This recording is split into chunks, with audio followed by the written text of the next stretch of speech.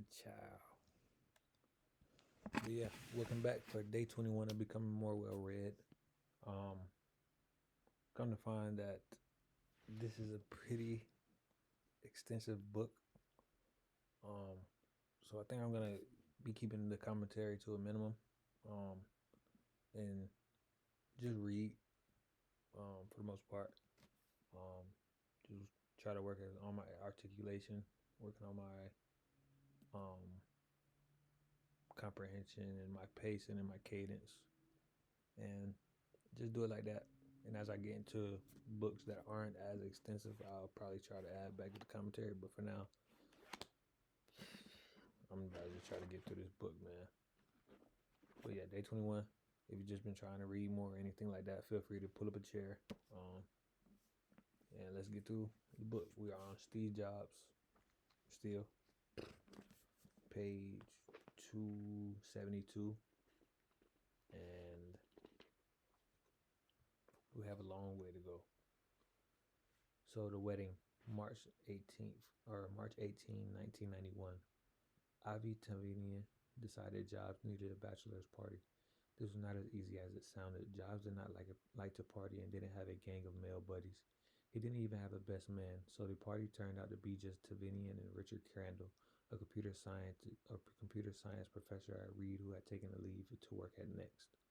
Tavinian hired a limo, and when they got to Jobs' house, Powell answered the door, dressed in a suit and wearing a fake mustache, saying that she wanted to come as one of the guys.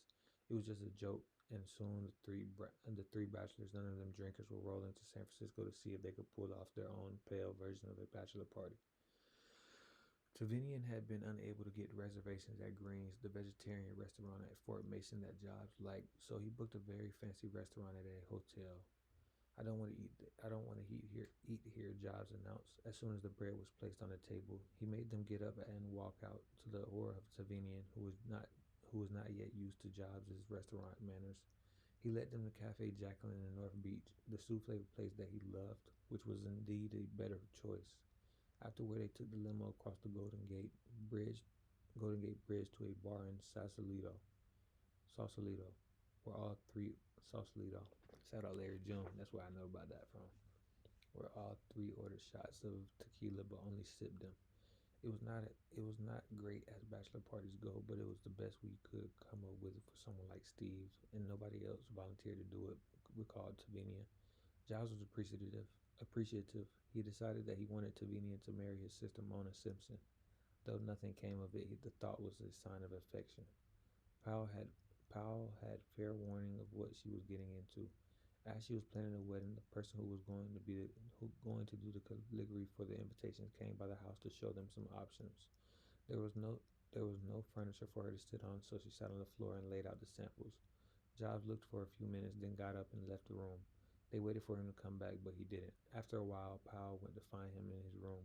Get rid of her, he said. I can't look at her stuff. It's shit. On March 18, 1991, Stephen Paul Jobs, 36, married Lauren Powell, 27, at the Awani Lodge in Yosemite. I used to say this because I went to school out in Washington on the West Coast. I used to say Yosemite, and I used to always see like the character Yosemite Sam. I like, yeah, that's Yosemite Sam. Come to find out, it is pronounced Yosemite.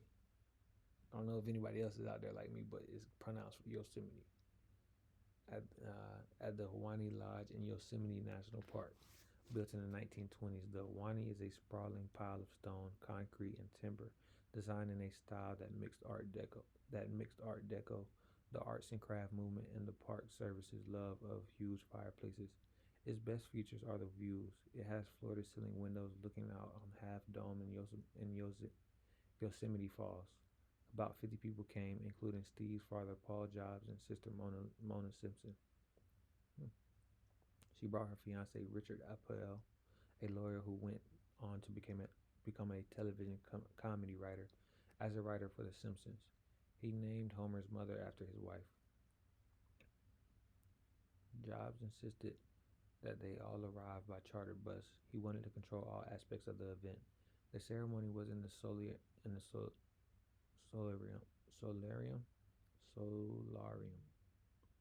I don't know how to pronounce that. Solarium, Solarium with the snow coming down hard and Glacier Point was just visible in the distance. It was conducted by Jobs' longtime Soto Zen teacher, Koban Chino, who, who shook a stick, struck a gong, lit an incense, and chanted in a mumbling manner that most guests found incomprehensible. I thought he was drunk, said Tavinian. He wasn't. The wedding cake was in the shape of half dome, the granite crest at the end of Yosemite Valley. But since it was strictly vegan, devoid of eggs, milk, or any refined products, more than a few other guests found it inedible. Afterward, they all went hiking, and Powell's three strapping brothers launched a snowball fight with lots of tackling and roughhousing. You see, Mona, Job said to his sister, Lauren is descended from Joe Namath, and we're descended from John Muir. Joe Namath, John Muir. I don't know what that means. A family home. Powell shared her husband's interest in natural foods. While at business school, she had worked part time at Odwalla, the juice company where she had developed the first marketing plan. After marrying Jobs, she felt that it was important to have a career. Having learned from her childhood the need to be self-sufficient, she started her own company, Terra Vera, that made ready-to-eat organic meals and delivered them in stores throughout Northern California. Instead of living in an isolated and rather spooky, unfurnished woodside mansion, the couple moved into a charming and unpretentious house on a corner in a family-friendly neighborhood in Old Palo Alto. It was a privileged realm. Neighbors would eventually include the visionary venture capitalist John Doerr, Google's founder Larry Page, and Facebook's founder Mark Zuckerberg, along with Andy Hertzfeld and Joanna Hoffman.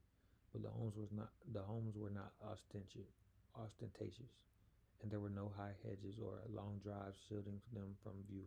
Instead, houses were nestled on lots um, next each next to each other along flat, quiet streets flanked by wide sidewalks. We wanted to live in a neighborhood where kids could walk to see friends, Jobs later said. The house was not the minimalist and modern in style Jobs would have designed if he had built a home from scratch, nor was it a large or distinctive mansion that would make people stop and take notice as they drove down his street in Palo Alto. It was built in the 1930s by a local designer named Carr Jones, who specialized in carefully crafted homes in the storybook style of English or French country cottages.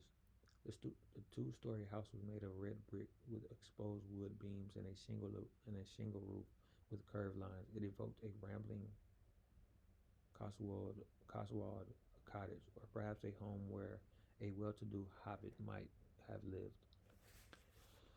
The one Californian touch was a mission-style courtyard framed by wings of the house. The two-story vaulted ceiling living room was informal with a floor of tile and terracotta. At one end was a large triangular window leading up to the peak of the ceiling. It had stained glass when Josh bought it, as if it were a chapel, but he replaced it with clear glass. The other renovation he and Powell made was to expand the kitchen and to include a wood-burning pizza oven, a room for a long wooden table that would become the family's primary gathering place. I'm a fan of the pizza oven, very big fan.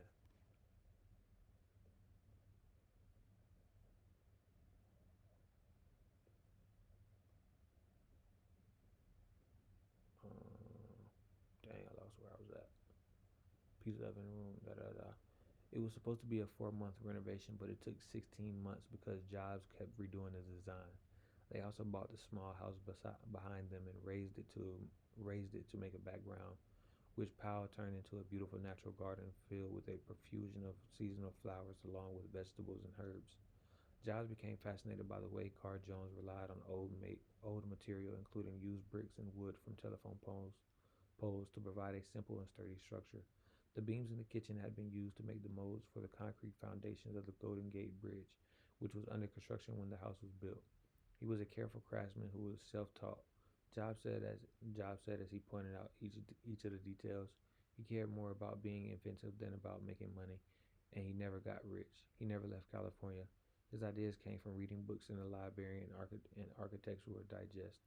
Jobs had never furnished his woodside house beyond a few bare essentials: a chest of drawers and a mattress in his bedroom, a card table, and some folding chairs in what would have been a dining room. He wanted around him only things that he could admire, and that made it hard simply to go out and buy a lot of furniture. Now that he was living in a normal neighborhood home with a wife and soon a child, he had to make some concessions to necessity. But it was hard. They got beds, dressers, and a music system for the living room, but items like sofas took longer.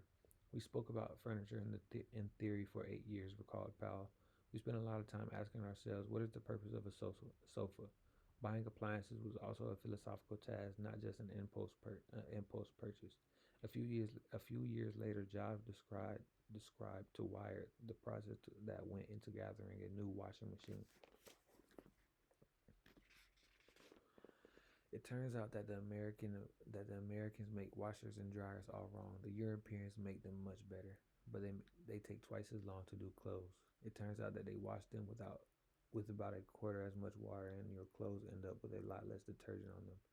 Most important, they don't trash your clothes. They use a lot less soap, a lot less water, but they come out much cleaner, much softer, and they last a lot longer. We spent some time in our family what's the trade-off we want to make. We ended up talking a lot about design, but also about the values of our family. Do we care? Do we care most about getting our wash done in an hour versus an hour and a half, or do we care most about our clothes feeling really soft and lasting longer? Do we care about using a quarter of the water? We spent about 2 weeks talking about this every night at the dinner table. They ended up getting a Miele washer and dryer made in Germany. I got more thrill out of them than I have out of any piece of high tech in years, Jobs said. The one piece of art that Jobs bought for the vaulted ceiling living room was an Ansel Adams print of the winter sunrise in the Sierra Nevada taken from Lone Pine, California.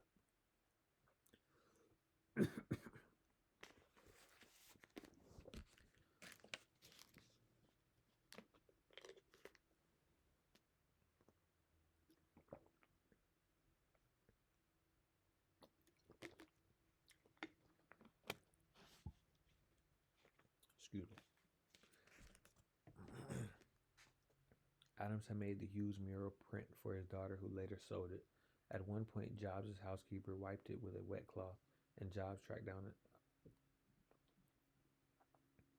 a person who had worked with Adams to come to the house, strip it down and strip it down a layer and restore it. The house was so unassuming that Bill Gates was somewhat baffled when he visited with his wife. Do all of you live here? Asked Gates, who was then in the process of building a 66,000 square foot mansion near Seattle. So I guess they became friends over time. Even when even when he had this second coming at Apple and was a world famous billionaire, Jobs had no security guards or live-in servants, and he even kept the back door unlocked during the day. His only security problem came sadly and strangely from Burrell Smith, the mop-headed cher- cherubic Macintosh hardware engineer who had been Andy Hartsfield close friend. After leaving Apple, Smith descended into schizophrenia. He lived in a house down the street from Hertzfeld, and as his disorder progressed, he began wandering the streets naked, at other times smashing the windows of cars and churches. He was put on strong medication, but it proved difficult to calibrate. At one point, when his demons returned, he began going over to the Jobs house in the evenings, throwing rocks through the windows, leaving rambling letters, and once tossing a firecracker into the house. He was arrested, but the case was dropped when he went for more treatment. Burrell was so funny and naive, and then one April he suddenly snapped. Jobs recalled, "It was the weirdest, saddest thing." Jobs was sympathetic and often asked Hertzfeld what more he could do to help. At one point, Smith was thrown in jail and refused to identify himself. When Hertzfeld found out 3 days later, he called Jobs and asked for assistance in getting him released. Jobs did help, but he surprised Hertzfeld with a question. "If something similar happened to me, would you take as good care of me as you do, Burrell?"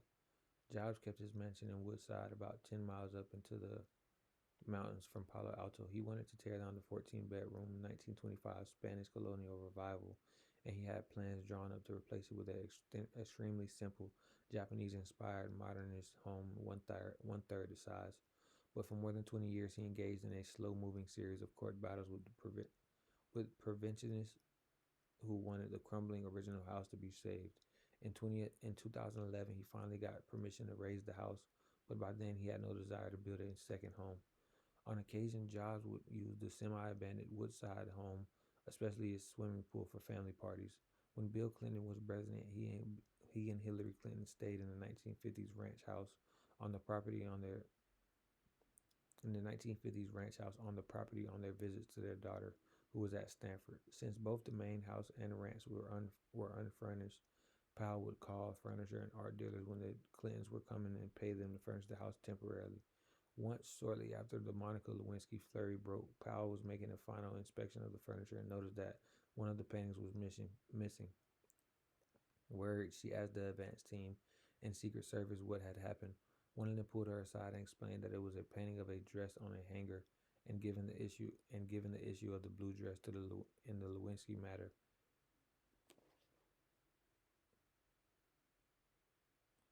explained that it was a painting of a dress on a hanger, and given the issue on the blue dress in the Lewinsky matter, they had decided to hide it.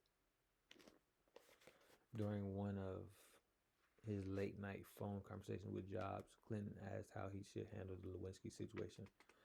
I don't know if you did it, but if so, you got to tell the country. Jobs told the president. There was silence on the other end of the line. Lisa moves in. In the middle of Lisa's 8th grade year, her teachers called Jobs. There were serious problems, and it was probably best for her to move out of her mother's house. So Jobs went on a walk with Lisa, asked about the situation, and offered to let her move in with him. She was a mature girl, just turning 14, and she thought about it for 2 days. Then she said yes. She already knew which room she wanted, the one right next to her father's. When she was there once with no one home, she had tested it out by lying down on the bare floor. It was a tough period. Chrisanne Brennan at one point got into a very heated argument with Steve about someone who was working at his house. When I asked her about her behavior and the allegations that led to Lisa's moving out of her house, she said that she had still not been able to process in her own mind what occurred during that period. But then she wrote me a long email that she said would help explain the situation. Do you know how Steve was able to get the city of Woodside to allow him to tear his Woodside house down? There was a community of people who wanted to preserve his Woodside house due to its historical value, but Steve wanted to tear it down and build a home with an orchard. Steve let that house fall into so much disrepair and decay over a number of years that there was no way to save it. The strategy he used to get what he wanted was to simply follow the line of least involvement and resistance. So by his doing nothing on the house and maybe even leaving the windows open for years, the house fell apart. Brilliant, no? In a similar way did Steve work to undermine my effectiveness and my well-being at the time when Lisa was 13 and 14 to get her to move into his house. He started with one strategy, but then it moved to another easier one that was even more destructive to me and more problematic for Lisa. It may not have been it may it may not have been of the greatest integrity, but he got what he wanted. Lisa lived with Jobs and Powell for all 4 of her years at Palo Alto High School, and she began using the name Lisa Brennan Jobs. He tried to be a good father, but there were times when he was cold and distant. When Lisa felt she had to escape, she would seek refuge with a friendly family who lived nearby. Powell tried to be supportive, and she was the one who attended most of Lisa's school events. By the time Lisa was a senior, she seemed to be flourishing. She joined the school newspaper, the Campanile, and became the co-editor, together with her classmate Ben Hewlett, grandson of the man who gave her father his first job. She exposed secret raises that the school board had given to administrators. When it came time to go to college, she knew she wanted to go east. She applied to Harvard, forging her father's signature on the application because he was out of town and was accepted for the class entering in 1996. At Harvard, Lisa worked on the college newspaper, The Crimson, and then the literary magazine, The Advocate. After breaking up with her boyfriend, she took a year abroad at King's College London. Her relationship with her father remained tumultuous throughout her college years. When she would come home, fights over small things, what was being served for dinner, whether she was paying enough attention to her half siblings, would blow up, and they would not speak to each other for weeks and sometimes months. The arguments occasionally got so bad that Jobs would stop supporting her. One year, she borrowed money for her Harvard tuition from a married couple, both lawyers who lived down the street in Palo Alto, and whose house she stayed at sometimes. Later, Andy Hirschfeld lent Lisa $20,000 when she thought her father was not going to pay her tuition at a graduate writing program at Bennington College. He was mad at me for making the loan, Hirschfeld recalled, but he called early the next morning and had his accountant wire me the money.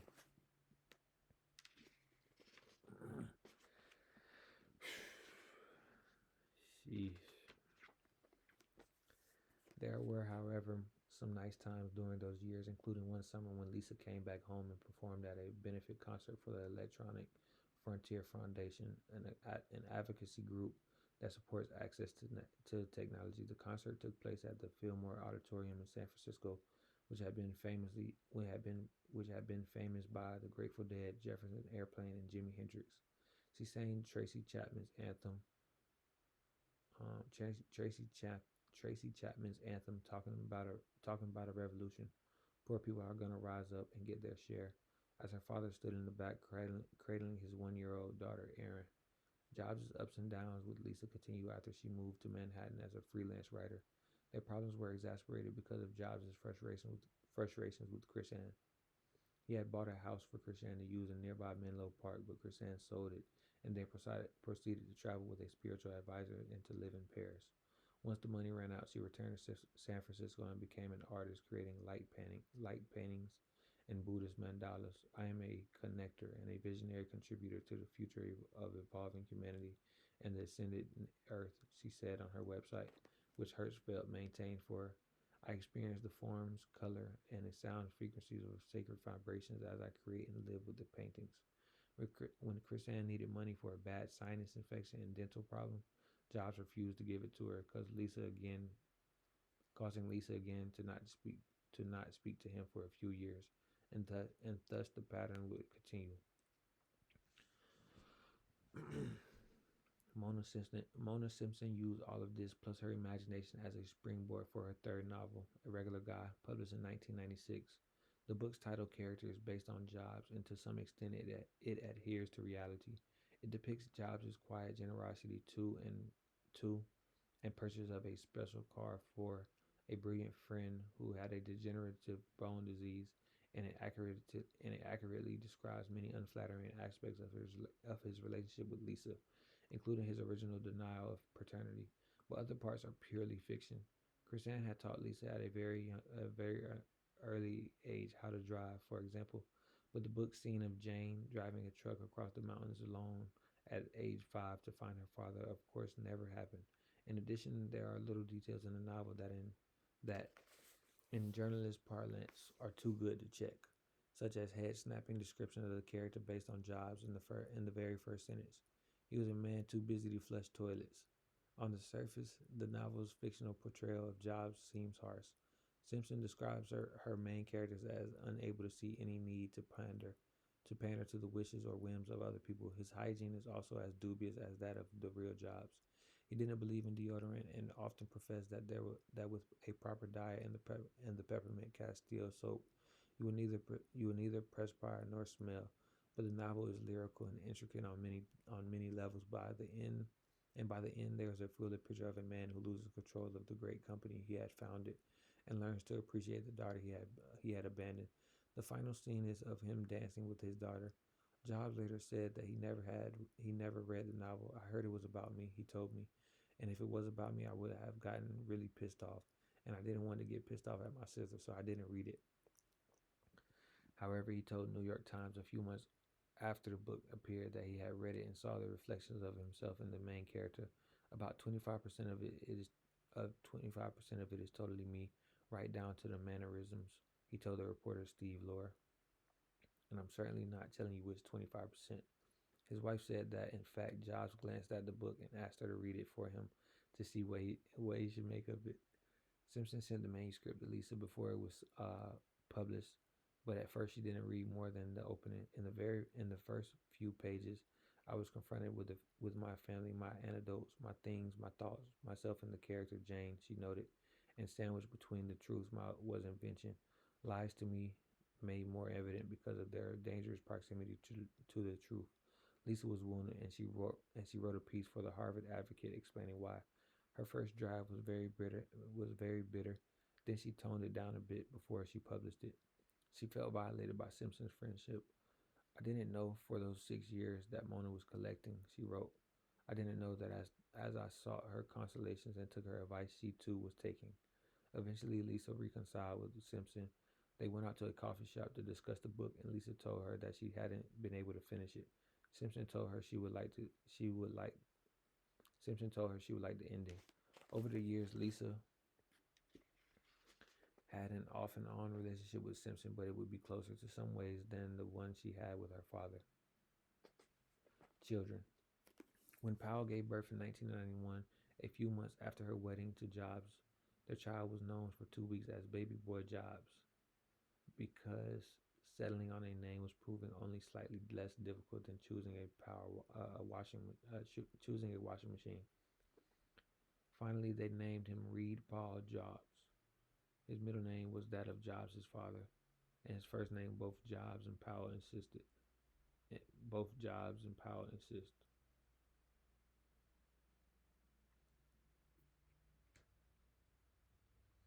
Was chosen because it sounded good rather than because it was the name of Jobs' college.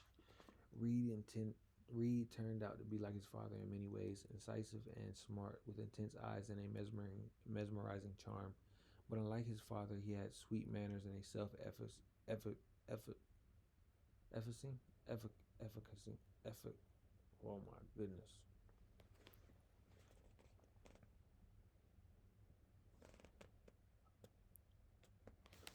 Self-efficing grace. He was creative. As a kid, he liked to dress in costume and stay in character, and also a great student interested in science. He could replicate his father's stare, but he was demonstrably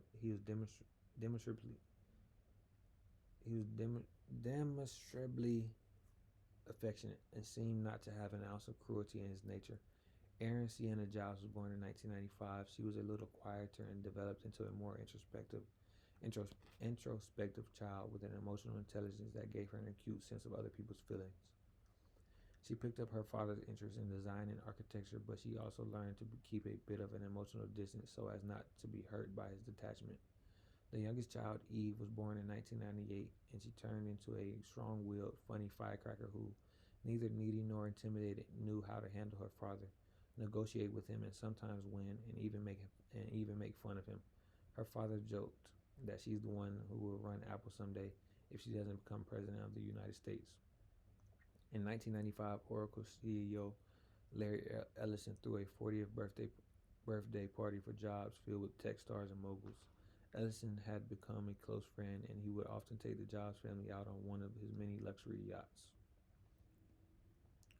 Reed started referring to him as our rich friend, which was amusing evidence of how his father refrained from ostentatious displays of wealth. The lesson Jobs learned from his Buddhist days was that material possessions often cluttered life rather than enriched it.